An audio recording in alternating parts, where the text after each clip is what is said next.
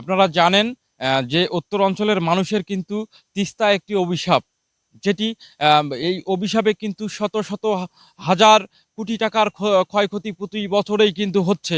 এই উত্তর অঞ্চলের মানুষের দীর্ঘদিনের যে একটি দাবি, সেটি হচ্ছে তিস্তা মহাপরিকল্পনা বাস্তবায়নের।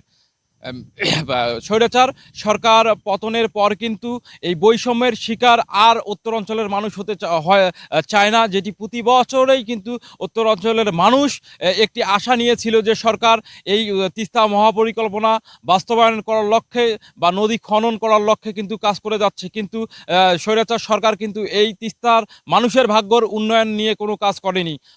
আগামী 17 ও 18ই ফেব্রুয়ারি কিন্তু রংপুর বিভাগীয় যে বিএনপির সাংগঠনিক সম্পাদক অধ্যক্ষ আসাদুল হাবিব দুলু, তিনি কিন্তু তিস্তা বাঁচাও সংগ্রামের প্রধান সমন্বয়ক। তিনি যে উদ্যোগ নিয়েছে সেটি হচ্ছে যে 17-18 ফেব্রুয়ারি 48 ঘন্টার লাগাতার অবস্থান কর্মসূচি। তিস্তা পাড়ের দুই পাড়ের মানুষ এবার কিন্তু এই তিস্তা মহাপরিকল্পনা বাস্তবায়নের লক্ষ্যে 48 ঘন্টার লাগাতার অবস্থান কর্মসূচি পালন করবে।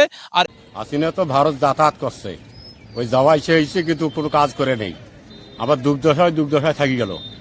আর পানিবন্দি আমরা সবসময় থাকি, বুঝছেন। যখন বাড়ির সাথেই তখন আবার ভাঙি চুরি যায়। আমার তো দক্ষই থাকলো। নদীর কাজ হলে আমাদের কিছু উন্নয়ন হইতো, যে আমরা নদী ভাঙি আসি এই পাশে, এখন রাস্তা করে বাড়ি করে আছি। এখন আমাদের তো জায়গা জমি সব ভাঙি গেছি। আর যদি ওই তত্ত্বাবধায়ক সরকারও এইটা দেখাইতেছে, করতে করতে তত্ত্বাবধায়ক সরকারও চলে গেল, কাজ আর হইল না। তাহলে ওই আমার আশার দুয়ের আশায় থাকি।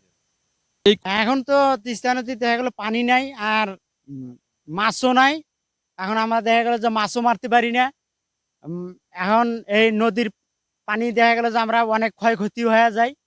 আর এই নদীর রক্ষার আমরা চাই, জানি সেইভাবে একটা কাজ করে দেয়, আমরা জানি একটু জমি জমা দেখা গেল আবাদ করে জানি এখন বউ বাচ্চা নিয়ে চলতে পারি, এটাই আমাদের দাবি। ভাঙন হয়, সেই ভাঙনে অনেক পরিবার ক্ষতিগ্রস্ত হয়ে যায়, ফসল থেকে বা খুব কষ্ট পায়। এই ক্ষতির থেকে আমরা একটু রক্ষা চাই, বা তিস্তার আমরা নির্মাণ কাজ একটা চাই। এতে আমরা খুব লাভবান হবো যদি তিস্তার খননটা হয় বা নির্মাণ কাজটা হয়, আমরা খুব রক্ষা পাবো, অনেক জনগণ আমরা